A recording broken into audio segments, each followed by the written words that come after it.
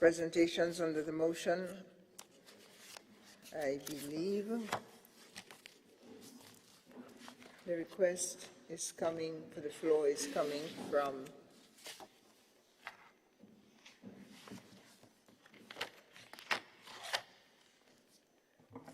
Senator the Honorable Dwight Horsford. You have the floor, sir.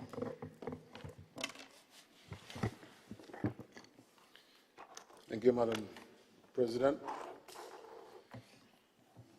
Madam President, I hope you can hear me. I can now, thank you. So the voice matching the size.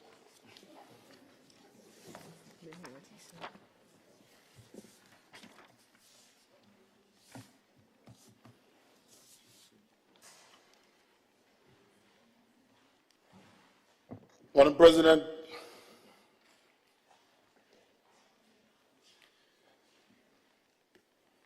much of my task, much of my duty on our side of the chamber is made a lot easier for me by my distinguished sister, Senator the Honorable Dr. Mayana Charles, who went before me in what I can honestly say is a very, for the time given to us, a very comprehensive and impactful budget response. And I pay tribute to her for that.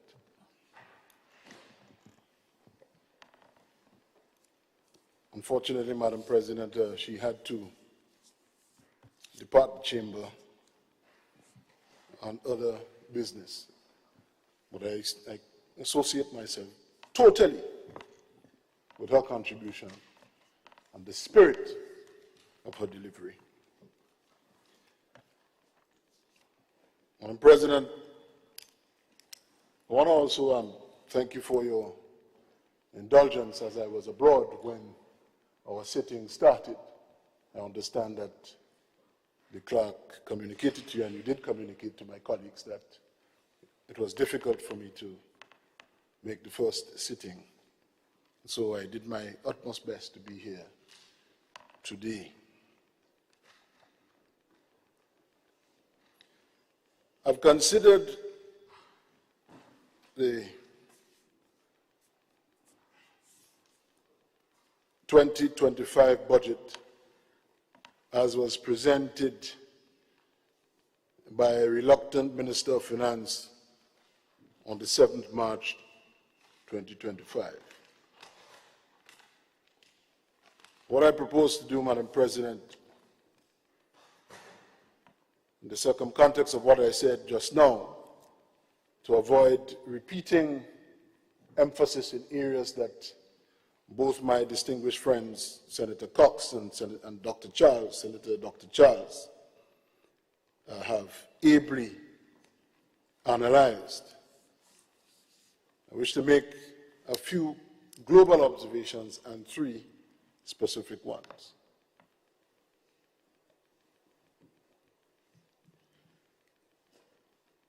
The budget statement or budget communication, Madam President, is supposed to outline the government's fiscal plans and economic forecasts and to explain the policies and programs for economic growth and stability over the incoming fiscal period or the medium term. So that the budget is not just about presenting figures about plans of expenditure in program areas, but it is the primary document of any government in our system to communicate to the nation the developmental agenda of the government and to explain it, if not to synopsize, to summarize those policy objectives and how they are to be achieved by public expenditure.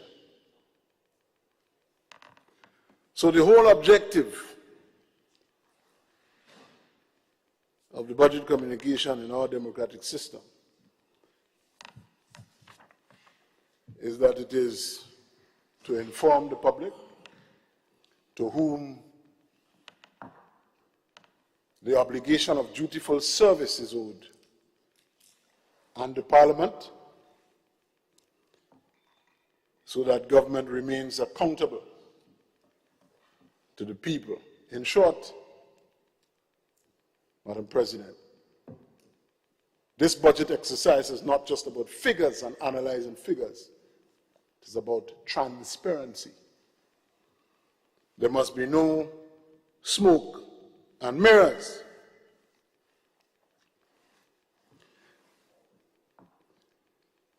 The Budget 2025 is formulated within the Fiscal Resilience Act 2023. I will make brief mention of this later on, very shortly. Before the Fiscal Resilience Act, there was the Fiscal Responsibility Act, which required tight reins on government spending, government expenditure, and important threshold limitations and requirements on borrowing and prudent fiscal management. Now,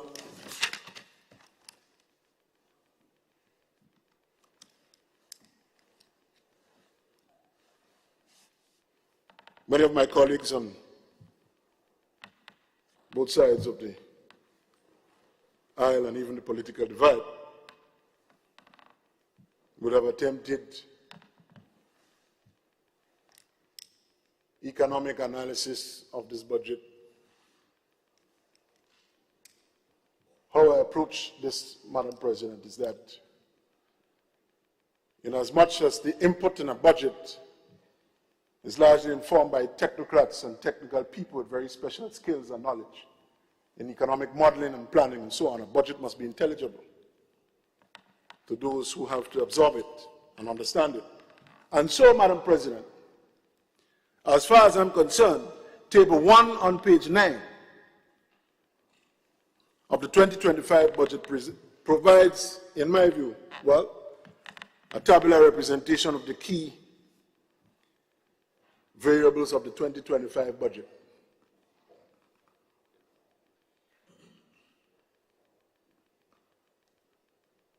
And that tabular representation is what the government has come up with, albeit late in the day and nearing constitutional deadlines for presenting it. Now, the overall deficit of $337.4 million is projected. This deficit is proposed to be financed, from my analysis here, from drawdown from domestic reserves, somewhere about $283 million, supposedly, and perhaps largely from CBI funds. So it would appear that just about $49.8 million in new funds will be required to be borrowed. The government is telling us, this is important, I've been looking at this, the government is telling us that over the stated period to the year 2027, that the fiscal and economic situation will be such that the overall balance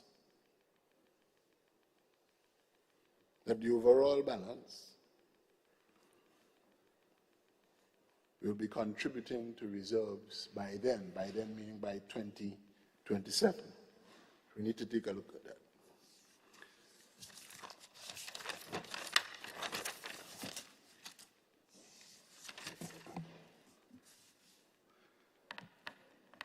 As I indicated earlier, Madam President, Table 1 is key to understanding, in my view, No fancy formulas and jargon, economic jargon. Table 1 is key to understanding what is being proposed and how the variables that they have set out here,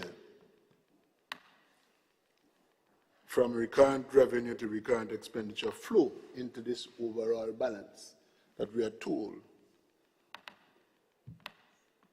will be contributing to the reserves. It remains a mystery to me how the overall balance will be so contributing to the reserves in relation to what now follows.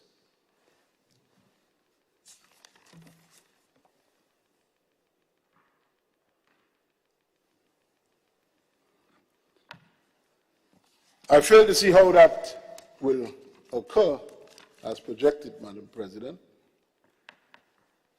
when the size of the civil service is increasing, massive pension payments have to be made and are being made, massive salaries are being paid, traveling, official traveling is up and at unprecedented high levels. And look at this in the document. Revenues are projected to decline over the period. All these things militate against building revenues or even achieving a surplus over that same period. In terms of recurrent revenue, there's some observations I make here as well, Madam President.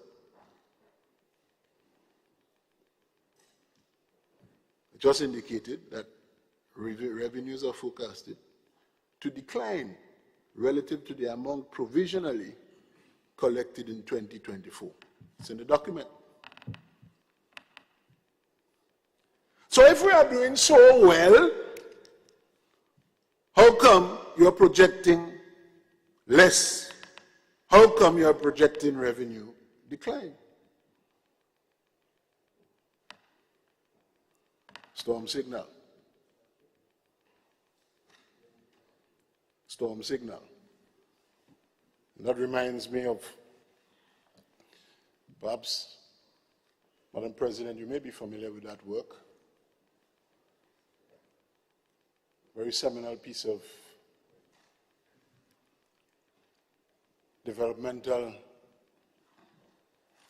economic developmental treatise by Cathy McAfee in 1991 called Storm Signals, Structural Adjustment, and I think it's Development Alternatives in the Caribbean. And one of the storm signals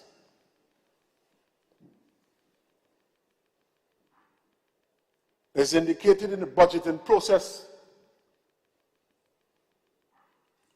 of small island developing states when there is projected steady downward trend over a course of 2 to 3 years in revenues. Has to be a storm signal. You could dance, you could spin it how you want, you PR and so on. It's a downward trend in revenue collection. It means that you'll be intaking less over the period, particularly in relation to expenditure over the same period. In short, a mouthful of English, we could be looking at going into a hole, financial hole. But shortly I'll demonstrate why my friends are not too worried about the shorter, earlier part of that period of projected decline in revenues.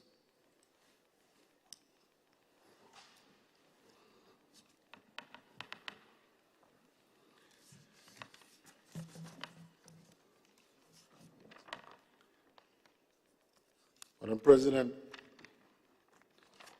the CBI cash cow. And I remember indicating to one of my colleagues, the feeding frenzy that we now see with the CBI is kind of reminiscent of when they had offshore banking and it was about to decline. A feeding frenzy is a surge before its decline. This too, this cash cow program is already starting to see the beginning of Waterloo days. CBI has already deteriorated significantly. And, Madam President, the conduct of, you see there's a backstory to it. The conduct of OECX governments who operate this program in trying to undercut and outcompete one another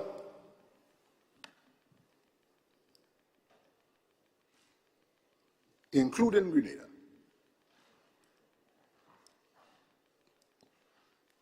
has resulted in adverse consequences for all of us.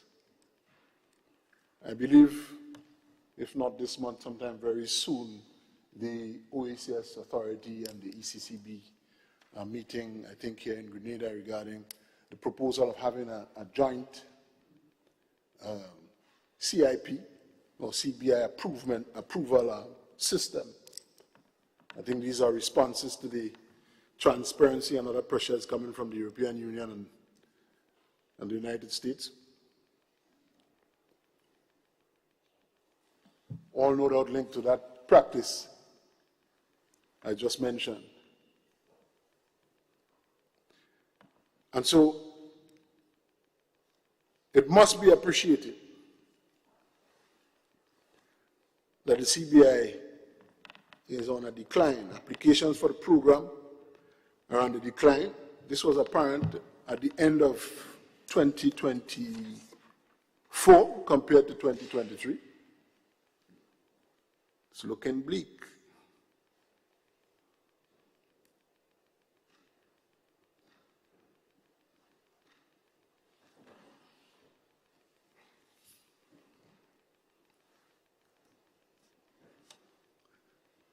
In terms of the global picture, capital expenditure, I see it is expected to increase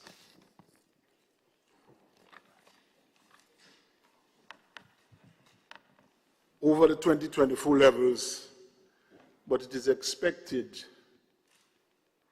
to trend downward very sharply,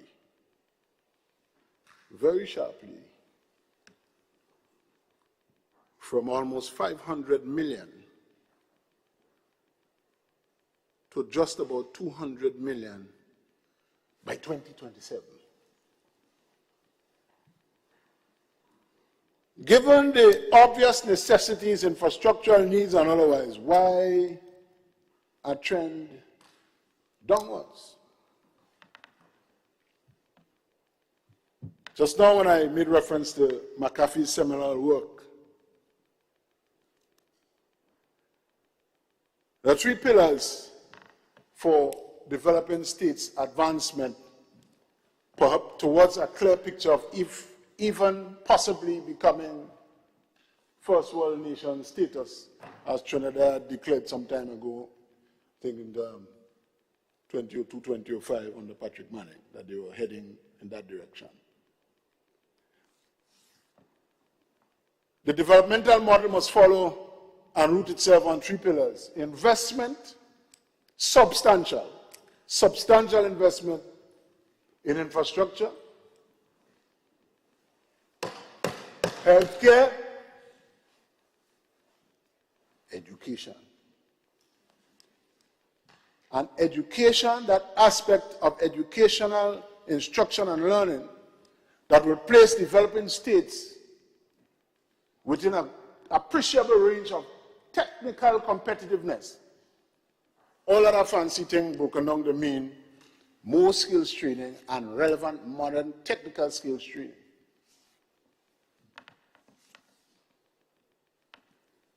so that you can move with the times.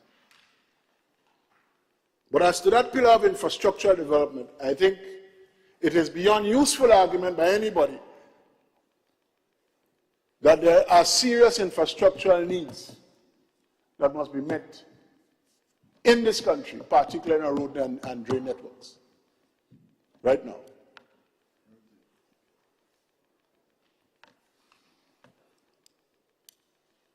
And you have to look at the way the language is couched.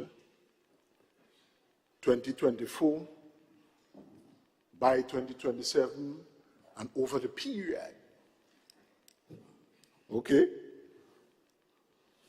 So why the downward projection in 2027, the sharp cliff-hanging fall? What event, Madam President, is to happen between 2025 and 2026 for the sharp increase in that expenditure and then the abrupt drop in capital expenditure by 2027? What event? What causing that surge and then drop over the course of essentially what? A year? Bearing in. I could see that here. Can only be one thing, Madam President. But why the smoke and mirrors? The government has no serious or original infrastructural developmental program.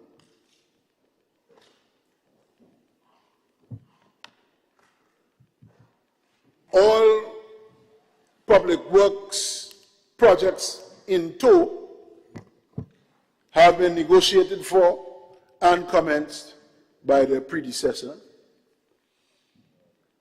Your business is to dutifully carry them out and see them to fruition, expeditiously so too.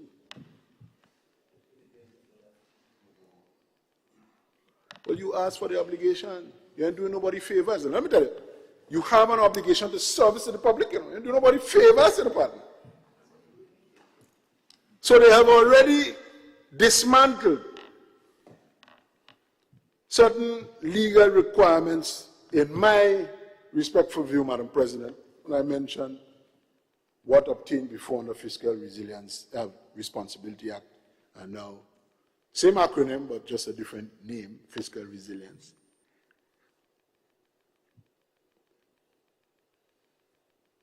So certain legal requirements that was there before, gone. Those that were under the Fiscal Responsibility Act. For example, now, I see, and I had occasion to comment on it when this bill came here before. Last year, I think it was.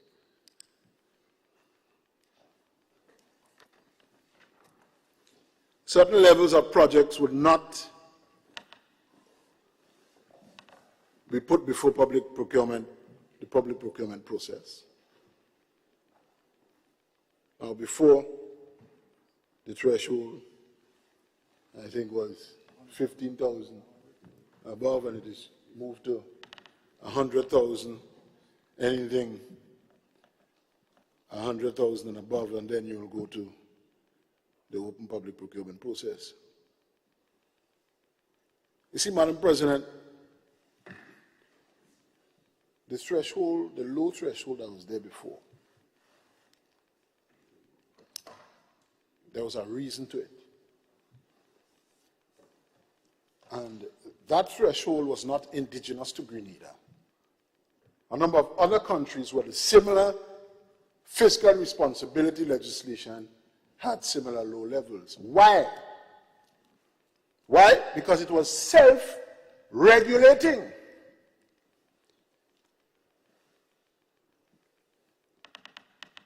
In that it avoided unfairness and corruption in the distribution of certain public works projects and other construction.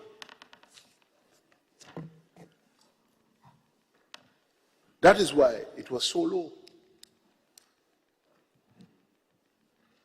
That is why it was so low. Now basically you could handpick friends and who will get whatever is available within the 15,000 to the 100,000 range. And I suppose very shortly there will be a surge in expenditure in that regard.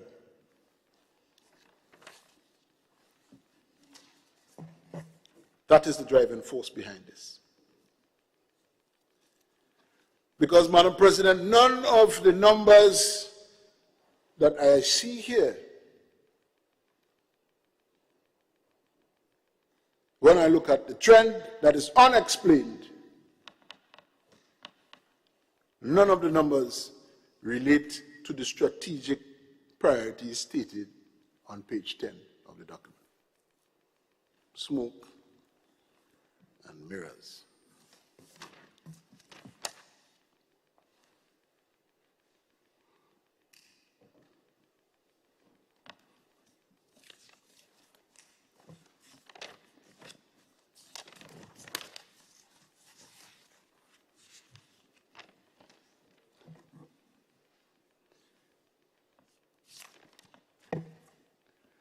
Madam President,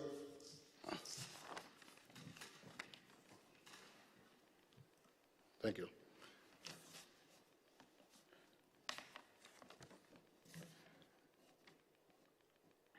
The strategic priorities on page 10, although stated in broad terms, are of critical importance, because I began by indicating that the budget must also explain, elaborate, articulate government's programs which they intend to keep the economy buoyant and promote growth in the territorial economic space that we have in Grenada, Carriacou, and Petit Martinique. And so, when you look at the figures when properly analyzed, closely examined, no programs are elaborated or spelled out. That's why we are able to discern downward trends, sharp expenditure increase, and then fall. We know what's going to happen.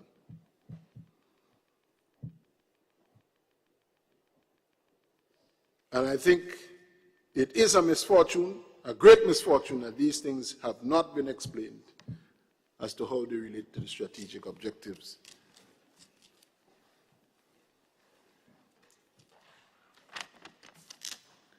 Now,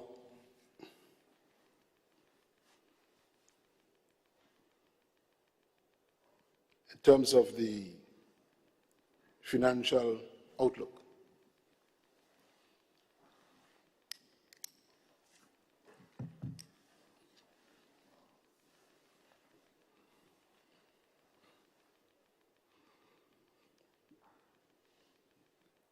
now, looking from abroad, I see in another place the situation of beginning and planning the budget from the position of a current account surplus.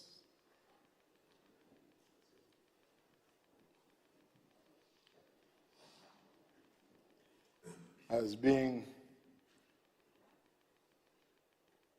cheerfully commendable.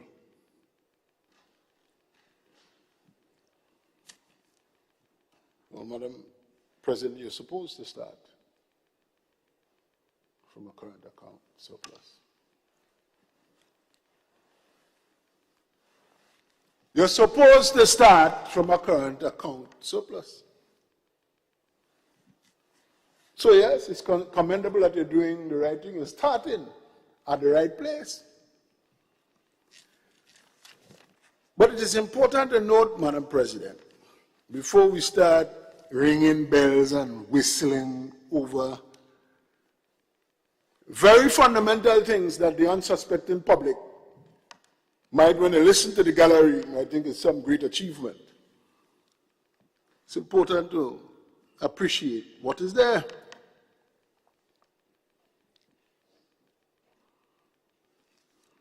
If you're starting from that position, you're starting from a position where your current revenue is bigger than your expected expenditure. That's good. You have to start there. Now, usually with those surpluses, you will have room to pay or maybe contribute something to capital expenditure or pay something on a loan.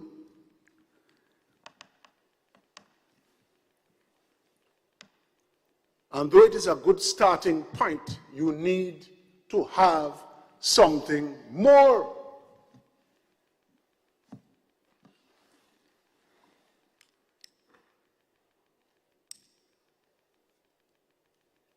You're nowhere close to achieving real growth merely by starting where you're supposed to. You have to go a little further there. You need more. You need to do more. Because if you can only pay a little something from the surplus, pay a little something on a debt, how is the economy to grow? If you can only do that, you can't do nothing else. You can't spend on any kind of capital expenditure in any serious way. So there'll be a drop in real employment. No serious growth and no serious new jobs. That is the kind of discussion and explanation we were looking forward to. That's what we want to hear. So while the current account and beginning from a current account surplus is good, you must still get something more. Because you see, Madam President, they know all too well, especially in this dispensation, and I'll shortly talk about the new era in foreign relations we are entering into, especially hemispherically. And we have to be careful, or policies have to be thoughtful and premised on principle. But in relation to the subject matter, we know that grants are hard to come by now. You ain't getting grant easy. And you're getting grants for specific purposes, and you have to use it quick, and you have to use it wisely.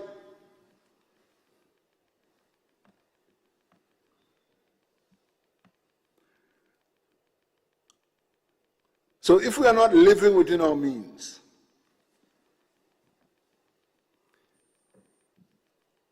if we're doing hototos expenditure on dazzle events with no real substance and no real job creation potential, we'll find ourselves facing the hole that I indicated that these numbers suggest to us, where we'll be in short order looking to contract as a government commercial loans, and where we want to sell bonds. Storm signal. Come in.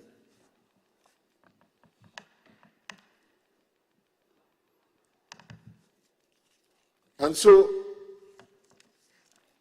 when I surveyed the legislative agenda in relation to the lead up to these things, these are the things that I see, beginning from the fiscal resilience, coming straight down to appropriations, borrowings last year,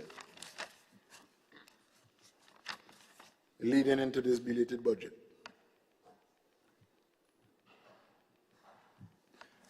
On the matter of our foreign affairs, Madam President, I think it is of critical importance that we recognize that we are in a new era of the global and hemispheric application of United States foreign policy.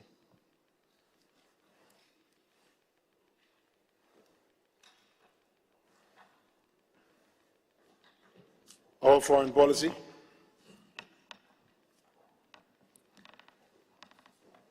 in this new era of U.S. relations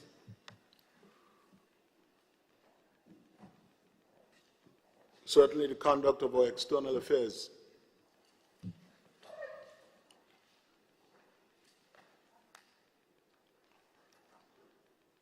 even our economic initiatives that hinge on our external relations. These things must be carefully dealt with and scrupulously carried out.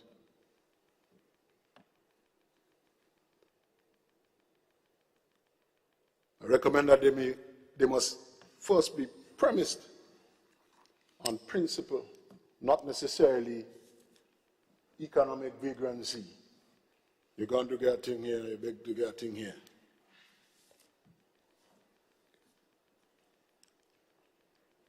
We have already begun to see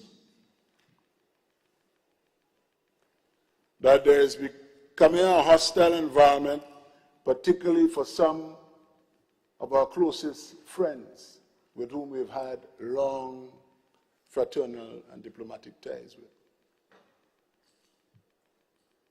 We must appreciate this new environment that we're in and be careful what we are saying. It's not a laughing matter.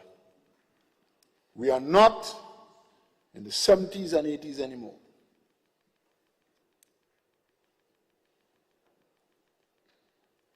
And the new global space, that economic environment that has been shaped by the twin forces of globalization and trade liberalization, will cause very easily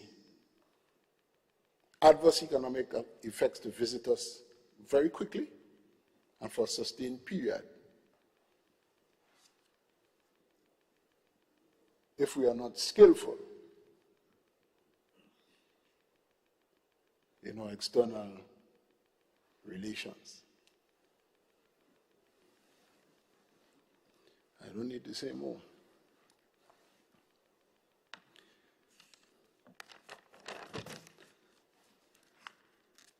Madam President, I think my distinguished friend, Dr. Charles, wanted to make sure that I do not forget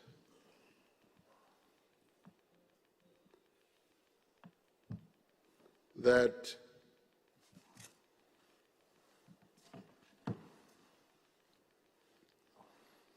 when my friends opposite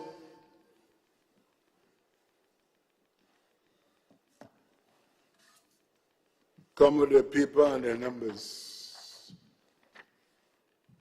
about periods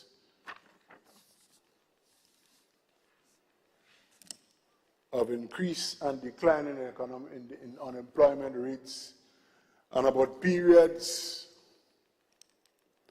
of drop and increase in enrollment at the time CC. We must be mindful that on both fronts, the discussion on the economic impact and on the unemployment rate and the enrollment rates at the time CC. What it does, Brother Cox? The context? The context is important. But you can't have your own context or have context convenient to you. So when you bring the numbers and you see the period where there is the drop and you realize it's the COVID-19 period that affected unemployment and also affected enrollment rates, you didn't mention that. That context, not important. The only context that's important is after 2022 to make it appear as if there's a magical increase in these numbers of enrollment and a magical decrease in unemployment because of you. You came and you worked your magic. Can't have your own context. What's what context? The context is what key? But that key don't fit all though. Seem to only fit your door.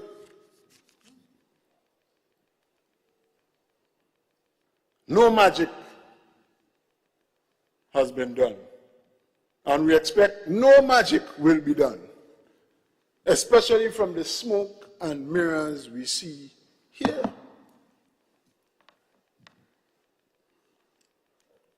What I expect to see, Madam President, particularly in my coverage of my brief analysis of the capital expenditure, because, I know people,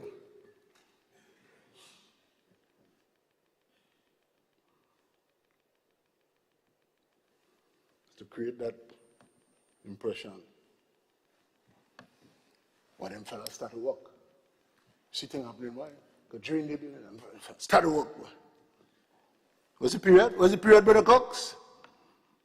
2025, sharp increase over 2025 and 2026. Pay attention. Pay attention.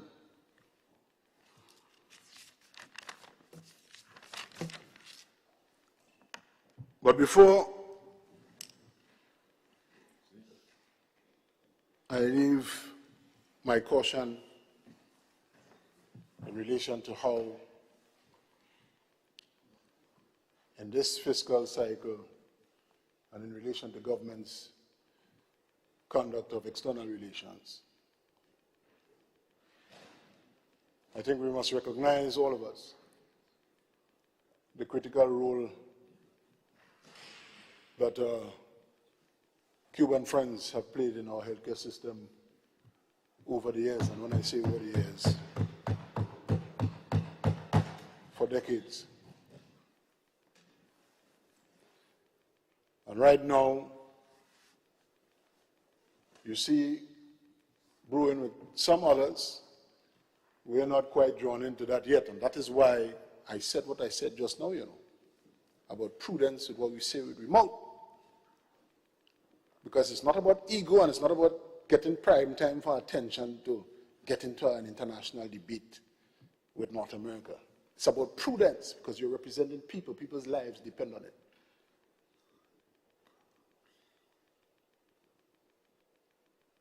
This visa thing that brewing there, we don't need to be in that. We don't need to be in that. However, we must never abandon our friends and abandon principle. We must understand the nature of our sovereignty and also its limits.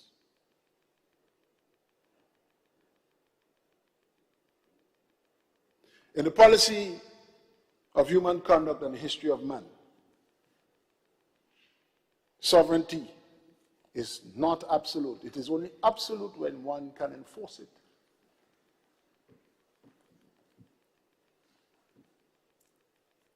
So until it's some sort of normative concept for academics and people who sit down and draft instruments at the UN and advise and so on, it's nice to talk about, but it is a practical thing.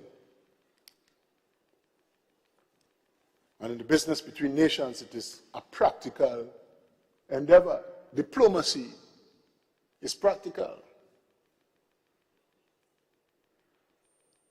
But good diplomacy must rest on principle. Principle. And I pay tribute to that friendship we've had with the people and government of Cuba and the support we've had over several decades. But at the same time, I want to recognize and remind us that we have had, for even that same period or a greater period than that period, substantial people-to-people connections with North America. Every family, I'm sure, without fail, can identify some branch of the family or some family member living in Canada and more so living in the United States. We must remember where we are. We are in the Western Hemisphere and in the sphere of influence of certain countries, and we must be sensitive to that and fashion strategically our relations so that we may navigate these waters and not just go and see what we want outside there. I think the short point I'm making, Madam President, is that the consequences are not personal to people who represent us that say certain things. The consequences that visit us in time, social and economic, are upon our people. And so, word to the wise, be very careful what you're saying there. Very, very, very careful.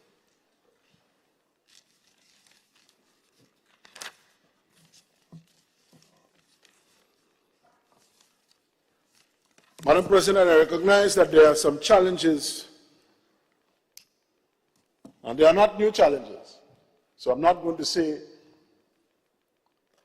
that they just arrived with our friends opposite who are new to government. They have just got into office barely, what, 3 years? 3 years and change now, if all of that. Although from their behavior, you would think they've been there forever. But there are some critical challenges on the national security front. We need to be mindful, Madam President, about our porous borders.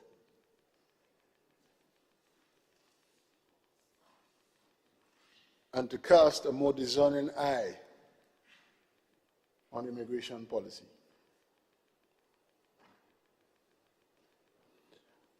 Now, we have a neighbor, very close neighbor to the south, that is reeling with the influx of some people almost coming in like Exodus in the Bible and Bob Marley song from another country. And we know that from historical experience, these things bring almost immediate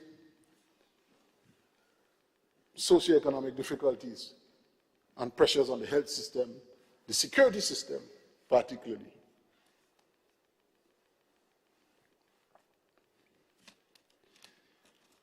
In the context of our small state, it would be wise, as some have now recognized, that they have to progress to that.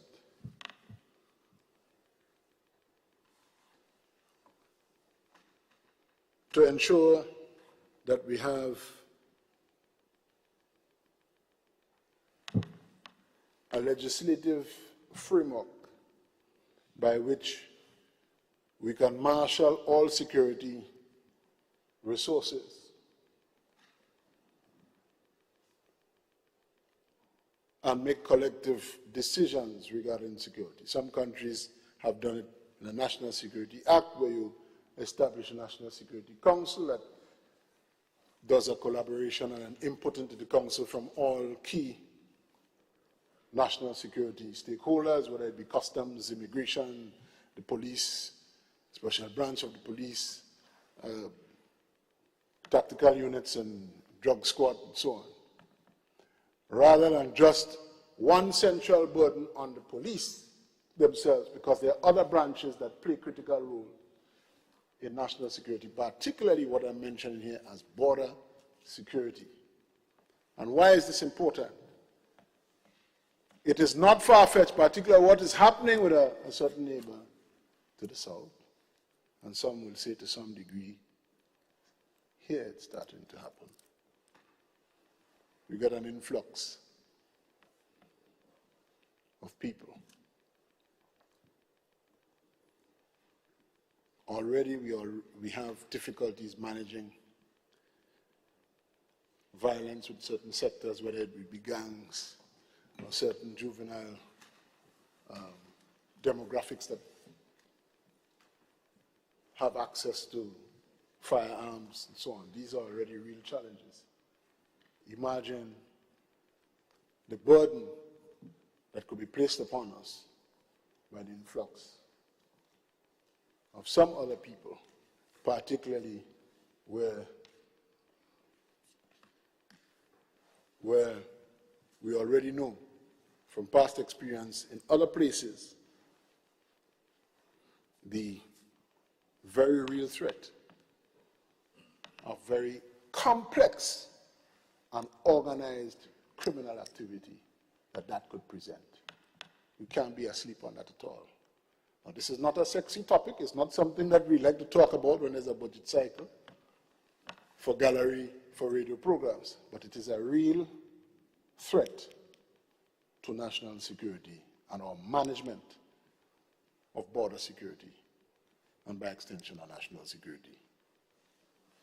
And so, greater emphasis must now be turned in that direction. It is critical.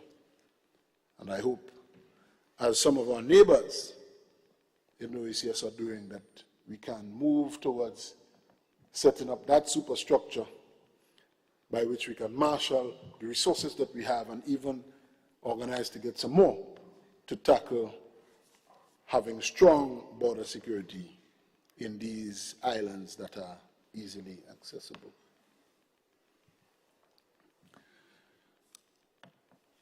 Madam President,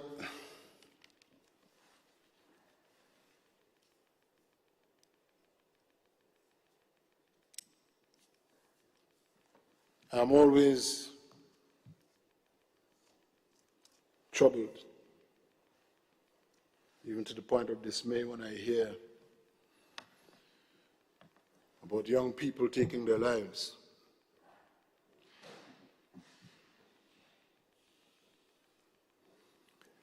I do appreciate the challenges that my friend opposite, who is charged with the policy direction of the Ministry of Education, has upon him and upon those who effectively discharge his responsibility in the system. Because people really think ministers run anything. You bring the policy to the ministry and you direct that it's be implemented. Civil servants carry the load. But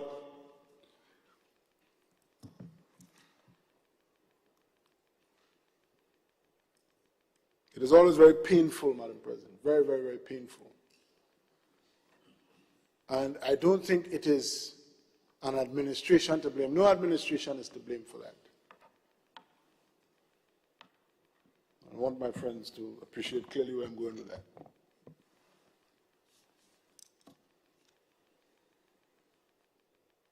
There are certain social conditions, economic too, but largely social conditions, that are developing in our communities, particularly in this time, with this larger youth population,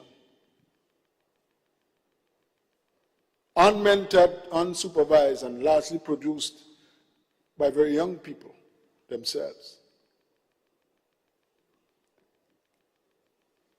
And the sociological tensions that are occurring, some find it very difficult to cope. And the real challenge for our education system is that, it is often said, and my friend the minister would know that I can't remember which sociologist that characterized it, is that the school system is another family or another representation of family. The burden of teachers is not just to give instruction on a blackboard. You have to now listen, you have to now be attentive to the distress conditions of students in your classroom so that you can respond either by enlisting counseling or directing them to where they are to be. That too becomes a pressure on teachers.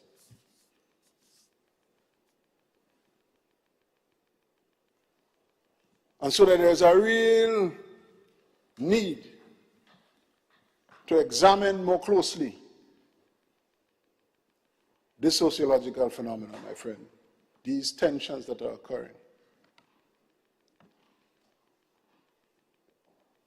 Because we would not be doing service to our people if every time we hear about these occurrences, unfortunate, sad, and depressing as they may be, to just say, oh, what a pity, and then you move on till you hear another occurrence.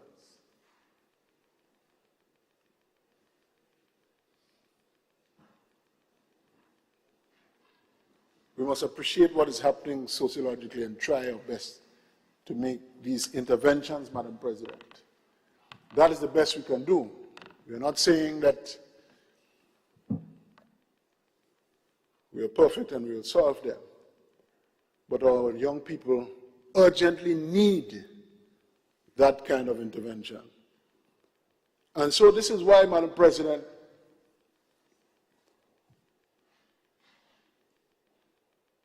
there is such a large investment in social welfare and social welfare programs in some countries.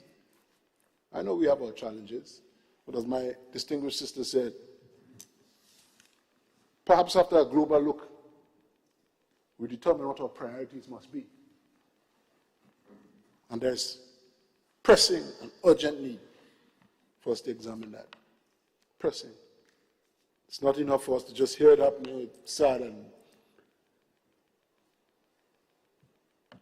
carry on. We need to do the best we can, and we need to do the most we can. Because we are here to do the greatest good, Madam President, to the greatest number. And so,